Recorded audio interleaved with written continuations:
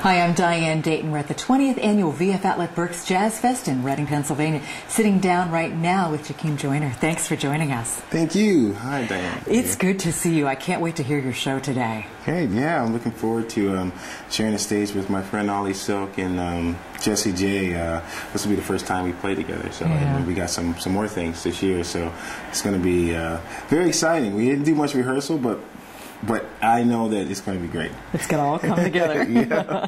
Well, you have 2 CDs out, and you're working on a third, right? Yes. My first CD, Baby Soul, debuted in 2007 in April, and my second CD, Little Man Soul, debuted last year in May, and we had a #1 song from that record. I'm Waiting for You. It was #1 for 12 weeks. Yes. Both in which I produced, and now I'm just finishing up my third record. So been pretty busy this year touring with Keiko Matsui, and most of all working on this record.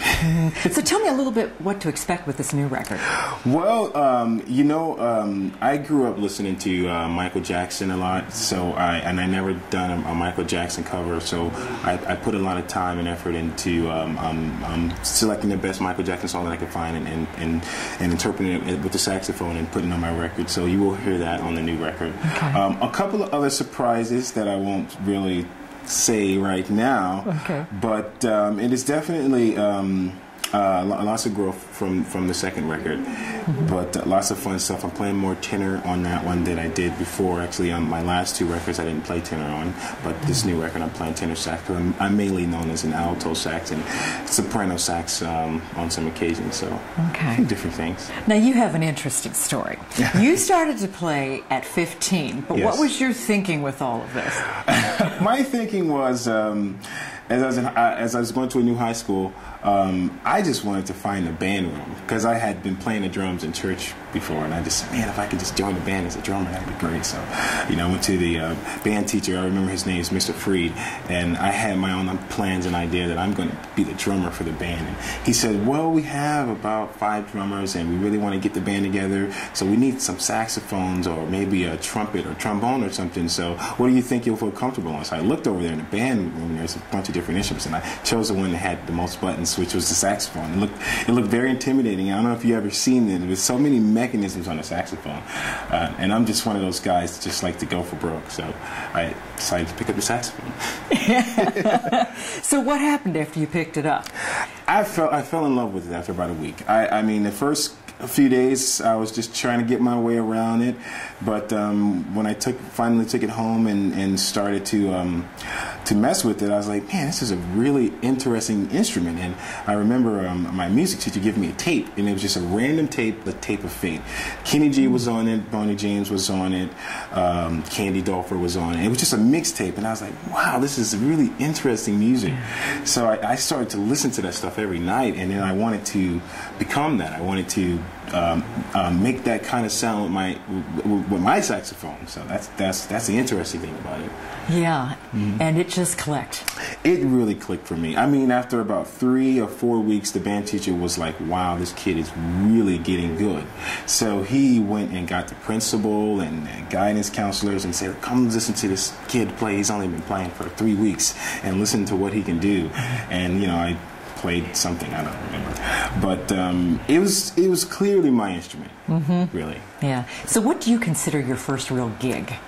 My first real gig, okay. Probably at a wedding with my music teacher. I had changed schools and went to another school during my sophomore year in high school, and the band teacher there really enjoyed my playing, and he said he'd like to take me to play on some gigs with him. So, and I made like $100 to play the gig, and we did like weddings, and then he kept taking me to do more. We started doing banquet halls and receptions, and here I am, 17 years old, doing gigs, making, it wasn't a lot of money then, but in high school, $50, $100 is something. Sure is. Yeah. So what is it about performing that just resonates so with you? The thing that I've learned about performing is I get into this zone with the audience that it's like a new experience every single time I go on stage, and I'm like, what is this happening to me? I'm so into this music, and I'm so into the audience, and it just engulfs me, and then all of a sudden, all of that just comes out of the saxophone, and then I start to communicate with the audience with music, and it's just really an amazing experience. I don't really know exactly how to explain it, but it's just something different. Mm-hmm. Yeah. And you've played various different places, and you've Yes. traveled. Yes. Is there anything that really sticks out to you? Let's see, maybe Turkey or the Ukraine. I did a tour with Keiko Matsui in Eastern Europe, and we went to Turkey, we went to Kaliningrad, Russia, places that I can't name in the Ukraine. Okay. We did about a 8 or 9 city tour in the Ukraine, and just the culture shock there was enough to see, wow, it's just seeing a difference, and it was so cold there, and it was just, the scenery was different, and actually I think it kind of helps with my imagination, because I'm a very curious person. I will walk into the door, whatever it is, but it was just an experience that I've never had before, in these different places, and music started to come to me. I started to write new kinds of music and things like that. So, fun experiences on the road, for sure. What would you like us to know about you that maybe we don't know? Wow. Okay. We could start by, I do have 3 younger brothers. Okay. Now I recently found out that I have another younger brother who's 21 on my father's side.